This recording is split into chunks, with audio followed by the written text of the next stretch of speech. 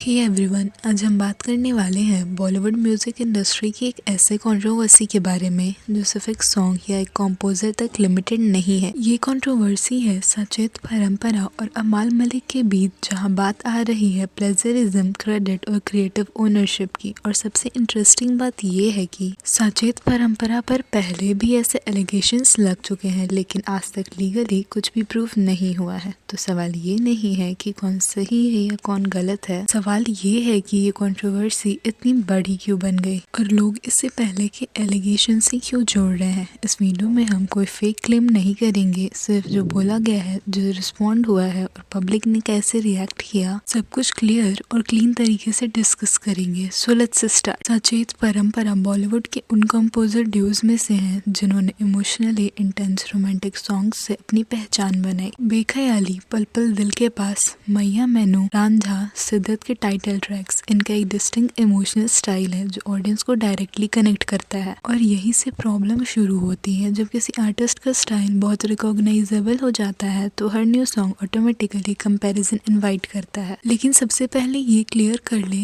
ये allegations mostly audience और social media से आए हैं। कोई कोर्ट वर्डिक्ट, लीगल प्रूफ या ऑफिशियल प्लेजरिज्म रूलिंग नहीं है। रांझा दो पत्ती कंट्रोवर्सी। जब रांझा रिलीज हुआ, सोशल मीडिया पर काफी लोगों ने कहा कि इसका मेलोडी फ्लो कुछ पुराने पाकिस्तानी इंडी ट्रैक से मैच करते हैं। कुछ लोगों ने क्लिप्स कंपेयर की, कुछ ने सिर्फ फीलिंग को सेम समझा। सचेत परंपरा ने डायरेक्ट प्लेजरिज्म एक्सेप्ट नहीं किया। उनका कहना था कि ये सॉन्ग ओरिजिनल कॉम्पोजिशन है। अब इस कंटेक्स्ट में ये एक चीज समझना बहुत जरूरी है दैट म्यूजिक में similarity is not equals to plagiarism. बिल्कुल, बहुत सारी ragas, scales, chords, progressions common होते हैं, इसलिए सिर्फ सुनने में सिमिलर लगना प्रूफ नहीं हुआ। टाइम के साथ जब ऐसे कंपैरिजंस एक से ज्यादा बार होने लगते हैं तो पब्लिक के दिमाग में एक नैरेटिव बन जाता है। इनके सॉन्ग्स इंस्पायर्ड ज्यादा लगते हैं।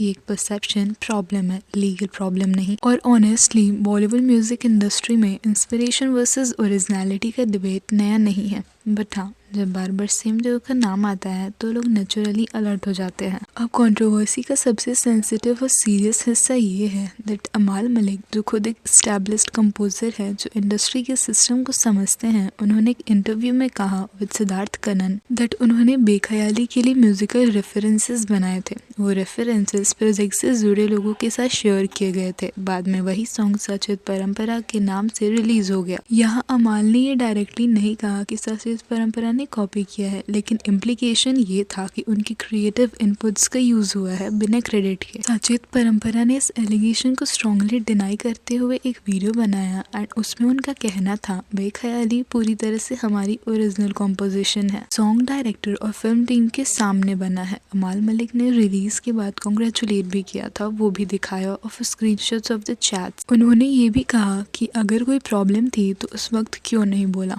और यहीं से कंट्रोवर्सी और ज्यादा स्केलेट हो जाती है।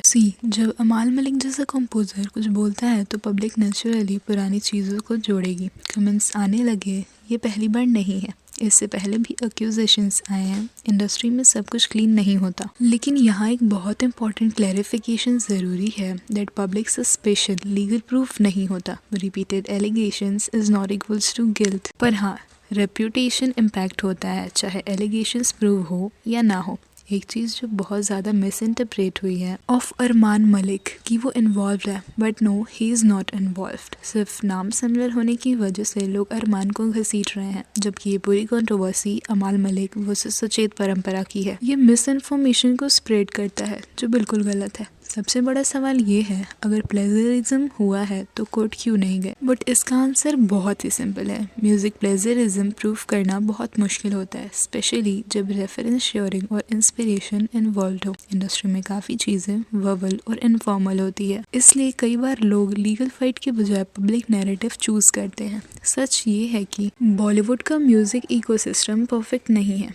क्रेडिट्स, रेफरेंसेस, घोस्ट कंट्रीब्यूशन सब होता है, लेकिन हर केस में चोर या विक्टिम का टैग लगाना गलत है। इस कंट्रोवर्सी में भी अमाल मलिक का कंसर्न वैलिड लग सकता है। सचेत परंपरा का डिनायल भी इक्वली स्ट्रॉन्ग है, और जब तक कोर्ट कुछ डिसाइड नहीं करता तब तक कोई फाइनल वर्डिक्ट पॉसिबल ही नहीं है। सो या, दिस वाज ऑल अबाउट सचेत परंपरा एंड अमाल मलिक्स कंट्रोवर्सी। वेल, इस पे आपकी क्या राय है? Don't forget to comment it down.